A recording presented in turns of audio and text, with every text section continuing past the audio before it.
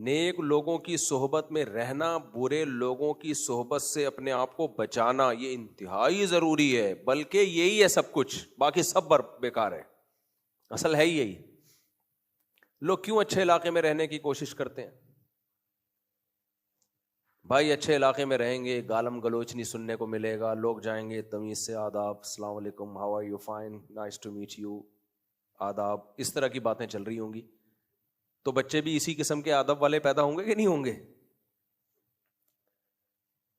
اسلام میں قوم پرستی نہیں ہے، اسلام میں قوم پرستی نہیں ہے۔ لا فضل لعربی علی عجمی ولا لعجمی علی عربی، حدیث میں آتا ہے کسی عربی کو اجمی پر، کسی اجمی کو عربی پر کوئی فضیلت نہیں، لیکن اس کے باوجود اسلام نے کچھ احکام ایسے ہیں جس میں قوم کو ویلیو دینے کا حکم دیا ہے۔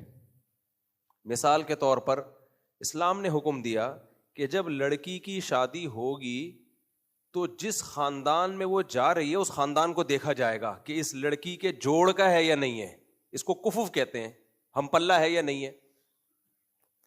اگر یہ لڑکے کا خاندان لڑکی کے خاندان سے کمتر ہے، لڑکے کا نسب لڑکی کے نسب سے کمتر ہے، تو یہ بے جوڑ کی شادی کہلائے گی، یہ شریعت میں قابل تعریف نہیں ہے، یہاں تک کہ لڑکی ابا کی مرضی کے بغیر کر لے تو نکاح ہی نہیں ہوتا۔ سوال پیدا ہوتا ہے بھائی جب ذات پات کی اسلام میں کوئی ویلیو نہیں ہے، سب برابر ہیں، تو یہاں تو ذات پات لگا دی نا آپ نے۔ میں سمجھا پا رہا ہوں اپنی بات؟ یہاں کی پھر ذات پات کیوں لگا دی؟ بھئی یہ خاندان کی اس میں نہیں جا سکتی، یہ خاندان کی اس خاندان میں، یہ ذات پات تو لگا دی نا آپ نے۔ تو اس کا کیا جواب ہے؟ اس کا جواب یہ بھائی یہ ذات پات کی وجہ سے نہیں ہے، ہوتا یہ ہے کہ لوگ جن خاندانوں میں پیدا ہوتے ہیں نا، ان خاندانوں کی خوبیاں بھی اڈاپٹ کرتے ہیں اور ان خاندانوں کی خامیاں بھی اڈاپٹ کرتے ہیں، کیونکہ پلتے بڑھتے تو اسی خاندان میں ہے نا۔ ایسا تو نہیں ہوتا کہ بھائی آپ کا بچہ پیدا ہوا آپ نے عیدی سینٹر جمع کرا دیا کہ بڑا ہو جائے تو دے دینا، آپ ہی پالتے ہیں نا، ماں پالے گی، باپ پالے گا، چچا، ماموں، خالہ، یہ سب مل کے پالتے ہیں۔ تو انسان کی تربیت میں سب سے پہلا جو اثر ہوتا ہے وہ اس کے خاندان کا ہوتا ہے، اڑوس پڑوس کا اس کے بعد ہوتا ہے۔ آپ کسی اچھے علاقے میں رہتے ہو لیکن آپ کا خاندان بری خصلتوں کا حامل ہے، اچھا علاقہ تھوڑی تبدیلی آپ کے اندر کر دے گا، زیادہ نہیں کرے گا۔ سب سے پہلے انسان پہ اثر کس چیز کا ہوتا ہے؟ خاندان کا۔ یہ گراؤنڈ ریئلٹی ہے۔ تب ہوتا کیا ہے کہ اگر کسی خاندان میں کوئی خرابی تھی اوپر، تو وہ خرابی نسل در نسل چلتے چلتے پکی ہو جاتی ہے، پھر وہی نسلیں بڑھتی ہیں، پھیلتے پھیلتے وہ اس خاندان کی علامت بن جاتی ہے کہ بھئی یہ والے خاندان کے لوگ، ان میں یہ بری خصلتیں ہوتی ہیں، یہ مشہور ہو جاتا ہے سب میں۔ اور کچھ خاندان ایسے ہوتے ہیں جو بڑے ان کے اندر صفات ہوتی ہیں شروع سے، دادا پردادا سے اوپر جائیں گے نا، کوئی اچھے بزرگ گزر گئے تھے، تو آگے ان کی شادی بھی اچھے خاندان میں ہوئی، پھر جو نسل پھیلی ہے ہوتے ہوتے ہوتے وہ اچھی صفات ان کے اندر رچ گئی ہیں، اور وہ بری خصلتوں سے وہ خاندان کیا ہو گیا؟ برائیوں سے پاک ہو گیا۔ تو سوسائٹی میں پہلے تو، اب تو خاندانی نظام اتنا مضبوط رہا نہیں ہے نا، پہلے تو یہ بہت ہوا کرتا تھا، تو سوسائٹی میں نا پھر پتہ چل جاتا تھا، کسی اچھے خاندانی آدمی سے جب ملتے تھے نا تو فوراً پتہ چل جاتا تھا بھائی یہ بندہ خاندانی لحاظ سے کیا ہے؟ بہت اونچے خاندان کا ہے۔ تو وہ خاندان کی وجہ سے نہیں بلکہ خاندان کی کوالٹی کی وجہ سے اس کو اچھا کہا جاتا تھا۔ اب ایک فقہ کا مسئلہ ہے، تھوڑا گاڑا ہے، مشکل ہے، لیکن میں آسان لفظوں میں سمجھاؤں گا۔ دنیا کے جج صاحب بیٹھے ہوئے، اللہ ان کی عمر برکت دے، ان کو یہ بات اچھی طرح سمجھ میں آئے گی، کیونکہ ججز کا تو کام ہی تجزیہ کرنا ہوتا ہے نا۔ ریٹائر جج ہیں، ابھی کوئی ایسا نہ ہو کوئی کیس لے کے آ جائیں سر یہ ہماری فائل ہے، اس کو آپ نمٹا دیں۔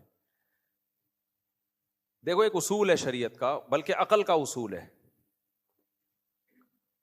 کہ جب کسی چیز کے سبب پہ مطلع ہونا ممکن نہیں ہوتا نا، تو سبب کے سبب پر حکم کا مدار رکھا جاتا ہے۔ گاڑا لفظ ہے بھی، میں اس کو ذرا تمیز سے سمجھاؤں گا۔ تو سبب کے سبب پر ہی مدار رکھا جاتا ہے، بھائی اتنی ڈیپ میں کون جائے گا کہ یہ چیز تھی یا نہیں تھی۔ اس کی مثال ہے، شریعت نے ہمیں کہا کہ سفر میں 4 کے بجائے کتنی رکعتیں پڑھو؟ 2 رکعتیں پڑھو۔ وجہ کیا ہے بھائی؟ سفر میں کیا، سفر میں جو دو کیوں، سفر میں کیا ہوتا ہے؟ آدمی اس طرح سے ریلیکس نہیں ہوتا جیسے اپنے گھر پہ ہوتا ہے. کوئی افراتفری بہرحال ہوتی ہے، چاہے جہاز کا سفر ہو، ٹریولنگ ہو، آدمی ایسے کمفرٹیبل نہیں ہوتا جیسے اپنے گھر پہ ہوتا ہے. تو خلاصہ کیا نکلا بھائی؟ سفر میں شریعت نے ہمیں 2 رکعتوں کا آرڈر دے دیا تاکہ ہم نماز قضا نہ کریں یہ بہانہ کر کے کہ جی ٹینشن ہو رہی تھی، بڑے مسائل چل رہے تھے. اللہ نے کہا کوئی بات نہیں، 4 کی 2 کر دیتا ہوں، دائیں بائیں نہ کرنا، میں خود ہی آسانی دے رہا ہوں، یہ پیکج میری طرف سے. ظاہر ہے کامن سینس کی بات ہے کہ یہ 4 کی 2 اللہ نے کیوں کی ہیں؟ کیونکہ سفر میں ہمیں ٹینشن ہوتی ہے، پریشانی ہوتی ہے، مشقت ہوتی ہے، ہم اس طرح سے کمفرٹیبل نہیں ہوتے جیسے ہم اپنے گھر پہ ہوتے ہیں. لیکن کیا یہ ہمیشہ ہوتا ہے؟ بعض دفعہ گھر میں ٹینشن ہوتی ہے، سفر میں آدمی کیا ہوتا ہے؟ خوش، ریلیکس. اب بیگم سے گھر میں نہیں بنتی، گھر میں ٹینشن ہوگی، سفر میں خوش ہوگا کہ نہیں ہوگا؟ جیسے ہی شہر سے باہر نکلے گا. وہی بات ہے نا، ایک آدمی ڈاکٹر صاحب کے پاس گیا، ایک خاتون اپنے میاں کو ڈاکٹر صاحب کے پاس لے کر گئی کہ یہ ٹینشن کے پیشنٹ ہیں، ان کا علاج کریں. ڈاکٹر نے دونوں کا انٹرویو لیا، کافی دیر کے بعد نا ڈاکٹر نے نیند کی گولی دی. خاتون نے کہا یہ میں ان کو کس وقت کھلاؤں؟ ڈاکٹر نے کہا یہ آپ نے کھانی ہے، جتنا سوئیں گی یہ جلدی ریکور ہو جائیں گے. یعنی ڈاکٹر کو اندازہ ہو گیا کہ اس کی ٹینشن کیا ہے. سب خواتین ایسی نہیں ہوتی بھائی، یہ لطیفہ ہے، خواتین غصہ کرتی ہیں ہمیں، ایسے تو بہت سے آدمی بھی ہیں. خیر، تو اب ایسا آدمی جب سفر میں نکلے گا تو ریلیکس ہوگا کہ نہیں ہوگا؟ اب وہ کہہ رہا ہے، اب کوئی پیدا ہو گئے پروفیسر صاحب نئے زمانے کے نا، وہ کہنے لگے ایکچولی دیکھو یہ تو کامن سینس کی بات ہے، انسان جب ٹینشن میں ہوتا ہے تو شریعت نے حکم دیا 4 کی 2 پڑھو. تو ایکچولی میں بہت ٹینشن میں ہوں، کل میرا ایگزام ہے، میں اپنے گھر پہ ہوں، کل میرا ایگزام ہے اور مجھے پیشنٹ بھی دیکھنا ہے، کوئی ڈاکٹر ہے، آپریشن کرنا ہے، تو میں بہت ٹینشن میں ہوں، جان کا مسئلہ ہے، 4 کی 2 پڑھوں گا. جائز ہے اس کے لیے؟ بولو نا بھائی، تجھے 4 ہی پڑھنی پڑیں گی، پوری پڑھنی پڑے گی. ہاں اگر کسی کی جان کا خوف ہے تو قضا کرنے کی اجازت ہے، بھائی جان بچانا پہلے فرض ہے نا. کوئی ایسا پیشنٹ آ گیا کہ آپ نیت باندھو گے تو وہ انا للہ ہو جائے گا اتنی دیر میں، اس کا کوئی بات نہیں، فرض چھوڑ دو. لیکن 4 کی 2 نہیں ہو سکتی کیونکہ سفر نہیں ہے. جتنی مرضی ٹینشن ہو آپ نے 4 ہی پڑھنی ہے. اور کوئی ٹینشنوں سے بھاگا ہوا سفر میں ریلیکس ہے، بالکل سکون سے، اپنی گاڑی ہے، گیا جنگل میں، راستے میں گاڑی روکی، کوئی جلدی بھی نہیں ہے، اپنی گاڑی ہے، کوئی وہاں پہنچنے میں بھی جلدی نہیں ہے، بڑے آرام سے سستانے کے لیے لیٹ گیا، کیلولا کیا، کھانا وانا کھایا، اٹھ گیا، چائے وائے چل رہی ہے، چلو جی اب ظہر کی نماز پڑھتے ہیں. کسی نے کہا بھائی 2 رکعت تو اس صورت میں ہے کہ ٹینشن ہو، ہمیں تو ٹینشن ختم. کیا جنگل میں فرض کرو میں جنگل میں گھوم رہا ہوں، کیا خوشی ہو رہی ہے بھائی، 2 پڑھ لو یار، 4 پڑھ لو نا. تو بھائی سوال پیدا ہوتا ہے پھر اللہ کا اس حکم کا مطلب کیا ہے؟ ٹینشن میں 2 کی حکم ہے نا. اس کا جواب یہ ہے کہ اگر 2 رکعت پڑھنے کا شریعت اس پہ ڈال دیتی کہ ٹینشن ہوگی تو 2 پڑھو، ٹینشن نہیں ہے تو 2 نہیں پڑھو، پوری 4 پڑھو، تو یہ خود ایک بہت بڑی ٹینشن بن جاتی ہے ہمارے لیے یہ حکم. کیونکہ کوئی ایسا تھرمامیٹر نہیں ہے، کوئی پیمانہ نہیں ہے، کوئی ترازو نہیں ہے جس میں ٹینشن کو تولا یا ناپا جا سکے. کیسے ہم ناپتے بھائی اس کو بیٹھ کے کہ ٹینشن ہو رہی ہے کہ نہیں ہو رہی؟ آدمی جو وہمی ہے وہ تو پاگل ہو جاتا. جو وہمی لوگ ہیں، جو گھنٹے گھنٹے جن کمبختوں کا وضو نہیں ہوتا ہے، وہ یوں کر رہے ہوتے ہیں، رگڑ رہے ہوتے ہیں، وہ تو پریشان ہو جاتے ہیں، یار پتہ نہیں میرے لیے 2 جائز بھی ہیں کہ نہیں ہے، پتہ نہیں ٹینشن ہو رہی ہے کہ نہیں ہو رہی، پتہ نہیں میں ریلیکس ہو رہا ہوں کہ نہیں ہو رہا. کوئی ایسا تھرمامیٹر اب تک ایجاد نہیں ہوا ہے ڈاکٹر صاحب یوں لگائیں اور ٹینشن چیک کر کے بتا دیں کہ ہو رہی ہے کہ نہیں ہو رہی. تو یہ خود ایک بہت بڑی ٹینشن بن جاتی ہے ہمارے لیے. تو شریعت نے کیا کہا، اور یہ اصول چلتا ہے پوری دنیا میں، غیر مسلم بھی مانتے ہیں اس اصول کو، بہت سارے قوانین ان کے بھی اسی بیس پر مبنی ہیں کہ بھائی سبب حقیقی پر مطلع ہونا جب ممکن نہیں ہوگا تو سبب ظاہر پر حکم کا مدار ہوگا. جب حقیقی سبب نہیں ہے تو سبب کا سبب وہ ہوگا، تو بس ہم کہیں گے یہ بھی ہے. مثال کے طور پر اب شریعت نے کہا سفر عام طور پر مشقت کا ذریعہ ہے، تو لہذا جب سفر ہوگا نا تو 2 پڑھنی ہے, چاہے مشقت ہو یا نہ ہو. اب یہ تمہارے لیے ہم نے آسانی کر دی ہے کہ بھائی سفر ہی کافی ہے. لوگ کمپنی اشتہار دیتی ہیں نام ہی کافی ہے. بعض کمپنیوں کا نام اتنا مشہور ہو جاتا ہے کہ بھائی اب ان کی ہر ایک پروڈکٹ کے بارے میں ریسرچ کرنا کہ یہ ٹھیک ہے یا نہیں. ہم کہتے ہیں اس کمپنی کا نام ہی کیا ہے, کافی ہے. کوئی میرے بیان میں آ کے بیٹھتا ہو اور دوسری شادی کر لے, حالانکہ میں نے ترغیب نہیں دی, لوگ کہتے ہیں مفتی صاحب کے بیان میں بیٹھنا ہی کافی ہے, انہوں نے ہی ترغیب دی, حالانکہ میں نے دی نہیں ہوتی. یہ بھی اسی سے تعلق ہے کہ یار جب بیٹھا ہے تو ظاہر ہے, حالانکہ ہم نے نہیں سمجھایا اس کو, وہ میرے کھاتے میں ڈال دیتے ہیں لوگ. تو سبب حقیقی پر اطلاع ممکن نہیں, تو شریعت نے کیا کہا, جو سفر جو اس سبب کا سبب ہے, کہا بس سفر ہی کافی ہے, کیونکہ اس کے بغیر حکم یعنی چلانا ممکن نہیں ہے. تو یہاں بھی ایسا ہی ہے. اب ہوتا یہ ہے کہ بہت سے خاندان ایسے ہوتے ہیں کہ ان کے اندر بڑی خوبیاں ہوتی ہیں, اور بہت سے خاندان صدیوں سے چلے آ رہے ہوتے ہیں, وہ برائیاں ان کے اندر رج بس جاتی ہیں.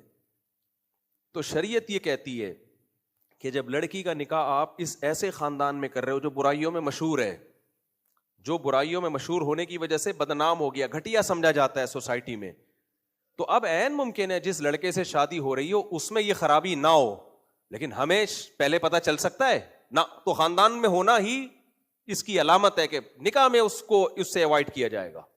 ہمیں حقیقت پر مطلع ہونا ممکن نہیں ہے, بہت مشکل کام ہے. اگر داماد کے بارے میں پہلے سے پتہ چلانا 100% ممکن ہوتا کہ یہ انسان کا بچہ ہے, تو پھر طلاقیں ہوتی؟ کیا خیال ہے بھائی؟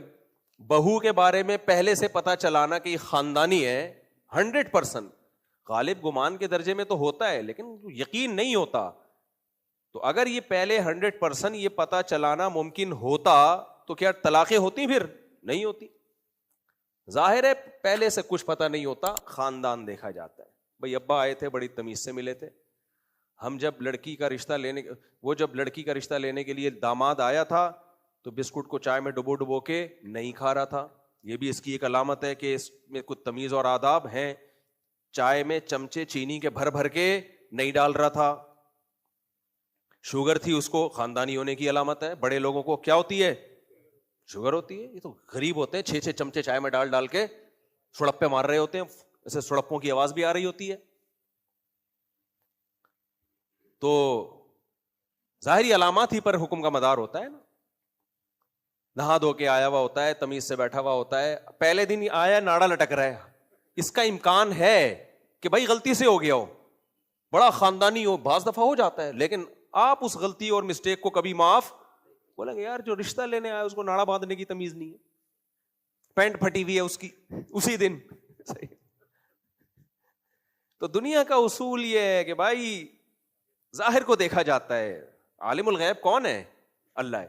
آرمی میں کیا ہوتا ہے؟ نظام ہے, سسٹم ہے. ISSB کے لیے جب آپ جاتے ہیں تو بہت ساری چیزیں دیکھی جاتی ہیں, اخلاق وخلاق وغیرہ وغیرہ. پھر بھی کرپٹ لوگ گھس جاتے ہیں کہ نہیں گھس جاتے؟ اب وہ گھسیں گے, ظاہر ہے جاتے ہیں, بڑی بڑی پوسٹوں پہ چلے جاتے ہیں, ایک سے ایک 2 نمبر آدمی. ہر ملک میں ایسا ہوتا ہے, وہ بڑی بڑی پوسٹوں پہ چلا جاتا ہے. وجہ کیا ہے؟ بولتے ہیں وہ ان سے جب ISSB کا جو ٹریننگ جو انٹرویو لینے والے ہوتے ہیں یا ایگزام لینے والے ہوتے ہیں, ان سے جب پوچھا جائے تو وہ کیا کہیں گے؟ بھائی ہمارے پاس ایک سانچا ہے, کرائٹیریا ہے, اس سے جو گزر کے جائے گا تو ہم یہ سمجھ لیتے ہیں کہ ٹھیک ہوگا, لیکن بہرحال یہ 100% ضروری نہیں ہے. اور یہ بھی ضروری نہیں کہ جو اس سانچے میں پورا نہ اترے وہ اہل نہ ہوں. عین ممکن ہے جن کو آپ نے ریجیکٹ کیا وہ زیادہ اہل ہوں. پوری دنیا کا اصول ہے کہ بھائی یقینی اطلاع نہیں ہوتی. ہم سب کس پہ چل رہے ہوتے ہیں؟ کچھ چیزوں میں تو یقین ہوتا ہے, 99% چیزوں میں ہمیں کسی چیز کا یقین نہیں ہوتا, ظاہر پہ چل رہے ہوتے ہیں. علماء نے مسئلہ بیان کیا ہے کہ کسی پیر و مرشد سے بیعت ہونا, تو اس کے بارے میں کیا کہا ہے کہ اس کو جانچو کہ یہ اس قابل ہے کہ اس سے بیعت ہوا جائے. تو بیعت ہونے سے پہلے دیکھو اس کے بیانات میں کیا ہے, فائدہ ہو رہا ہے, اس کا عمل کیسا ہے, وغیرہ وغیرہ وغیرہ. اس کے بعد بیعت ہو جاؤ, اس امکان کے ساتھ کہ یہ میرا گمان ہے, یہ کوئی پیغمبر نہیں ہے. پیر پرستی میں غلو ہوتا ہے نا, بیعت ہو جاتے ہیں, پھر پیر نے دن کو رات کہہ دیا, رات ہے جی، رات کو دن کہہ دیا، دن ہے بھائی کیوں کہہ رہی ہے؟ جب دن ہو رہا ہے تو آپ حضرت آپ کو یہ خلائی مخلوق ہو ہیں؟ اسی طرح یہ جو مشائخ کی طرف سے اجازت بیعت ملتی ہے، خلافت ملتی ہے، خلافت ملتی ہے کہ بھائی میرا گدی نشیں ہے، یہ اس قابل ہے کہ یہ بھی نیک ہے اور لوگوں کو نیک بنا سکتا ہے. تو اس کے بارے میں بھی اصول یہ کہ یہ پیر کا غالب گمان ہوتا ہے، 100% اس کو یقین ہونا ضروری نہیں ہے. 100% یقین ہو نہیں سکتا کسی کے بارے میں کہ حقیقت میں بھی یہ نیک ہے یا نہیں ہے. تو پوری دنیا میں اصول یہ، امتحان میں دیکھ لو A+ سے جو پاس ہوتے ہیں، کیا آپ کا خیال ہے لازمی ہے کہ وہ A+ کے اہل ہو؟ این ممکن ہے کسی طالب علم نے اتنی محنت کی ہو، ایک پیج دیکھنا بھول گیا ہو وہ کتاب کا، یا اس نے سوچا ہو چلو یار یہ کوشچن کا کوئی چانس نہیں ہے، 99% کوشچنز اینڈ آنسرز کی اس نے تیاری کر لی ہو، اور امتحان میں اتفاق سے وہ والا سوال آ گیا جو اس نے رات کو نہیں دیکھا تھا. اور ایک آدمی نے تکا لگایا، کتاب اٹھائی دیکھی، پورے سال کچھ بھی نہیں کیا تھا، 5 ایئرس پیپر ہوتے ہیں نا، اس میں ٹھک ٹھک دیکھا 2-4 سوال یاد، اتفاق سے وہی آ گئے، اس کا A+ آ گیا اور وہ C گریڈ سے پاس ہوا. یہ ہوتا ہے کہ نہیں ہوتا؟ لیکن اب اس سسٹم کو چینج تھوڑی کیا جا سکتا ہے بھائی، وہ تو تمہارا تکا لگ گیا. زیادہ تر ایسے نہیں ہوتا، زیادہ تر جو قابل ہوتے ہیں انہی کا A+ یا A گریڈ آتا ہے، جو نالائق ہوتے ہیں وہ F گریڈ تک بھی جا رہے ہوتے ہیں. نارملی ایسا نہیں ہوتا، اس لیے اس نظام کو غلط نہیں کہا جائے گا، کہا جائے گا بس بھائی 100% تو اللہ ہی جانتا ہے کون اچھا ہے، کون قابل ہے، کون قابل نہیں ہے. تو یہاں بھی خوب سمجھ لیں اسلام نے کیا کیا، کفو کا نظام دیا کہ لڑکی کا جب نکاح ہوگا، لڑکے کو تو اجازت دی جہاں چاہو شادی کرو، کیونکہ بیوی ماتحت ہوتی ہے، بیوی ماتحت ہوتی ہے، نہیں ہوتی تو ہونا چاہیے اس کو ماتحت. آپ کہیں گے نہیں ہوتی، ہوتی ہے آپ کہیں گے ماتحت نہیں ہوتی، ہوتی ہے، اللہ کی نظر میں ہوتی ہے، وہ الگ بات ہے کہ نہیں ہوتی. تو ماتحت ہوتی ہے، تو ماتحت جو ہے نا، آپ اس کے اخلاق کو اڈاپٹ نہیں کرتے، بلکہ ماتحت اپنے سرپرست کے اخلاق کو اڈاپٹ کر دے. تبھی اللہ نے اجازت دے دی کہ بھائی عیسائی اور یہودی لڑکی سے بھی آپ نکاح کر سکتے ہو، کیونکہ اس کا تو امکان ہے کہ وہ آپ کے مذہب سے متاثر ہو جائے، اس کا چانس نہیں ہے کہ آپ اس کے مذہب سے متاثر ہو جاؤ. تبھی اجازت دے دی. ہاں کوئی بہت ہی نالائق ہو تو ایک الگ بات ہے.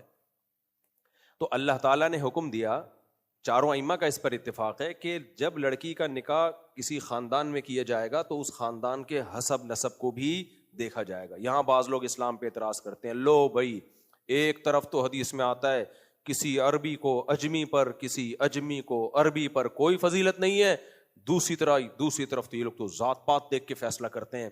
بھائی یہ ذات پات مقصود نہیں ہوتی، اس میں مقصد یہ ہوتا ہے کہ یقینی طور پر اطلاع کرنا کہ یہ خاندانی آدمی ہے، اچھی صفات ہیں یا غلط صفات ہیں، یہ ہمارے لیے ممکن نہیں ہے. خاندان دیکھ کے اندازہ لگایا جاتا ہے کہ یہ اچھے اخلاق کا حامل ہوگا یا بری خصلتوں کا. تبھی تو چائے کا نام میں نے خاندانی رکھا ہوا ہے. چائے میں بھی کیا ہوتی ہے، جن کے خاندانوں میں چائے پی جاتی ہے، خاندانی چائے بھی وہیں بنتی ہے. جن کمبختوں کو چائے کا نہیں پتا، وہ چائے کے نام پہ مذاق پیش کر دیتے ہیں. اس کی بڑی ویلیو ہے اسلام میں. تبھی نبی صلی اللہ علیہ وسلم نے فرمایا کہ اللہ تعالیٰ نے، حدیث کا مفہوم پیش کر رہا ہوں اپنے الفاظ میں، دیکھو نبی صلی اللہ علیہ وسلم پوری دنیا میں کہیں بھی آ سکتے تھے نا، کسی کو بھی اللہ سلیکٹ کر لیتا. نا ایسا نہیں ہوا ہے کہ بس اللہ نے کہا کہ چلو بھائی میں ایسے فرشتوں کو بھیجتا ہوں، ایک فرشتہ جدھر آ کے رک گیا تو ان کو نبوت دے دوں گا. نا نبی صلی اللہ علیہ وسلم کی حدیث کا مفہوم، اللہ نے اولاد آدم میں جو سب سے اعلیٰ خاندان تھا نا، ابراہیم، ان کو منتخب کیا ہے. آدم علیہ السلام کی تو اولاد میں بہت سارے لوگ تھے، لیکن ان میں نبی کو پیدا کرنے کے لیے کس کی سلیکشن ہوئی ہے کہ بھائی کس نسل میں پیدا کرنا ہے؟ ابراہیم علیہ السلام. خلیل تھے اللہ کے، سخی تھے انتہائی، باپ سے بات کرنے کی کتنی ان کے اندر اخلاق تھے. جو خاندانی لوگ ہوتے ہیں باپ سے کیسے بات کرتے ہیں؟ تمیز سے. ابراہیم علیہ السلام کے والد صرف بت پرست نہیں ہیں، بت بنا رہے ہیں. باپ کا مشن اور بیٹے کا مشن 180 ڈگری پہ ہے بھائی. اگر دونوں کا مشن ایک ہوتا نا، ہم کہتے بھائی تو اچھے تعلقات تھے نا باپ بیٹے میں، تو اس لیے اتنے آرام سے بات کر رہے تھے، جب کوئی لڑائی تھوڑی ہے. انگریز بھی اپنے ابا سے تمیز سے ہی بات کرتے ہیں. How are your father, nice to meet you, یہ سب انگریز بھی کر رہے ہوتے ہیں. کوئی اختلاف ہی نہیں ہے نا. تو جب اختلاف نہیں ہے پھر تو سب تمیز ہی چل رہی ہوتی ہے مارکیٹ میں. لیکن ابا کا مشن اور بیٹے کا مشن کیسے ہے؟ 180 ڈگری پہ. ابا کے اخلاق بالکل ابراہیم علیہ السلام کے یعنی دھمکیوں میں اپوزٹ چل رہے ہیں. اپوزٹ کیسے؟ وہ میرے پیارے ابا کہہ کے بات کر رہے ہیں, اور ابا کیا کہہ رہے ہیں, اگر تم باز نہ آئے میں پتھروں سے مار کے ہلاک کر دوں گا.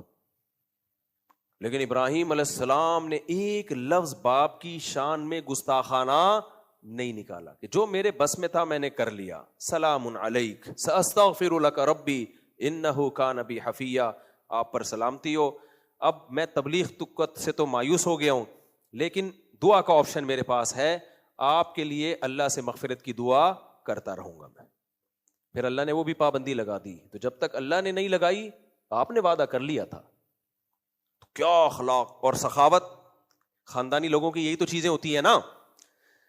ابے تمہیں کیا بتائیں, خاندانی کسے کہتے ہیں میرے بھائی؟ خاندانی اسے کہتے ہیں جو بہادر ہوتے ہیں, خاندانی اسے کہتے ہیں جو سخی ہوتے ہیں, خاندانی انہیں کہتے ہیں جو وفادار ہوتے ہیں. سمجھتے ہو کہ نہیں سمجھتے؟ خاندانی اسے کہتے ہیں جن میں غیرت ہوتی ہے. یہ کوالٹیز ہوتی ہیں جن کی وجہ سے کسی کو خاندانی کہا جاتا ہے. ہمارے ہاں خاندانی اسے کہا جاتا ہے 3 پیس سوٹ اور ٹائی میں رہے, وہ ہاتھ میں بریف کیس ہو, پڑھا لکھا لگ رہا ہو شکل سے. پھر تو میرے بھائی ابھی کیا مثال دوں میں, پھر تو بڑے بڑے دنیا کے چور بھی خاندانی کہلائیں گے. دیکھنے میں وہ بھی بڑے سوٹ ٹائی وائی, نہ ٹماٹر والا بھی خاندانی ہو سکتا ہے, رکشے والا بھی کیا ہو سکتا ہے.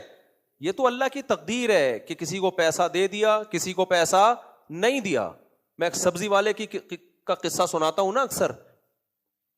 پٹھان تھا, سیدھا سادہ, کپڑے بھی بیچارے ظاہر ہے غریب ہے, وہ نہیں کپڑے چینج کر سکتا بار بار. بہت پرانا قصہ ہے, یہیں ریڑھی لگایا کرتا تھا. میں اس کے پاس گیا کوئی ٹماٹر شماٹر لینے کے, پھر اسے دوستی ہو گئی. جمعے کے دن میں جا کے بیٹھا کرتا تھا اس کے پاس, چھٹی ہوتی ہے نا جمعے کو, تو چائے شائے پی کے ہم تھوڑا لوفری کے لیے نکلتے تھے. ہماری لوفری یہی ہے بھائی, ادھر چلے گئے ادھر انڈا موڑ پہ بیٹھ گئے, اس سے زیادہ کیا لوفری کریں گے, کیونکہ اس پہ کلپ آ جائے گا. اچھا مفتی صاحب تو بڑے لوفر تھے.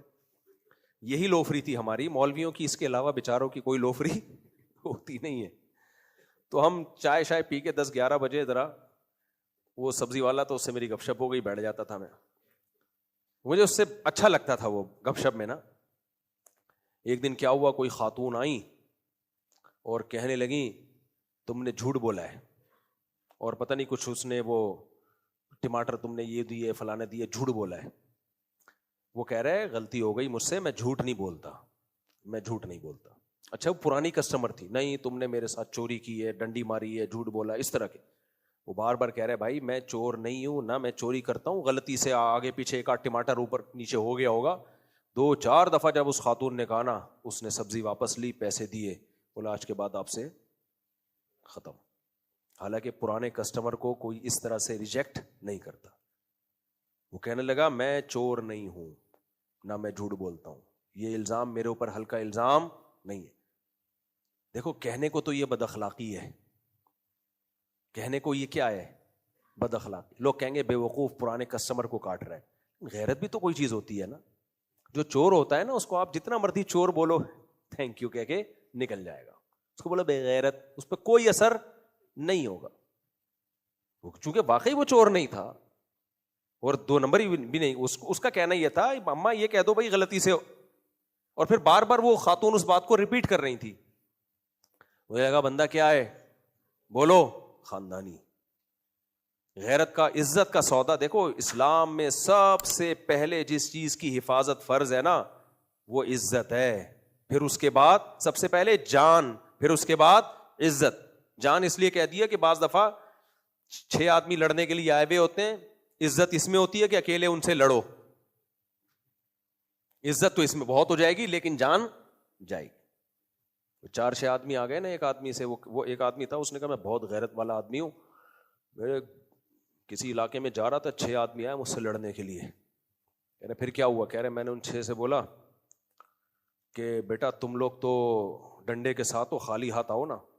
کہہ رہے خالی ہاتھ آئے, طبیعت سے کوٹا انہوں نے مجھے نا. کہہ رہا مجھے بے عزتی محسوس ہوئی کہ ان 6 سے میں نے مار کھا لی. تو کہتے ہیں میں نے ان سے بولا کہ تمہارا علاقہ ہے نا, کبھی میرے علاقے میں آؤ. کہہ رہے انہوں نے میرے علاقے آگے مارا مجھے.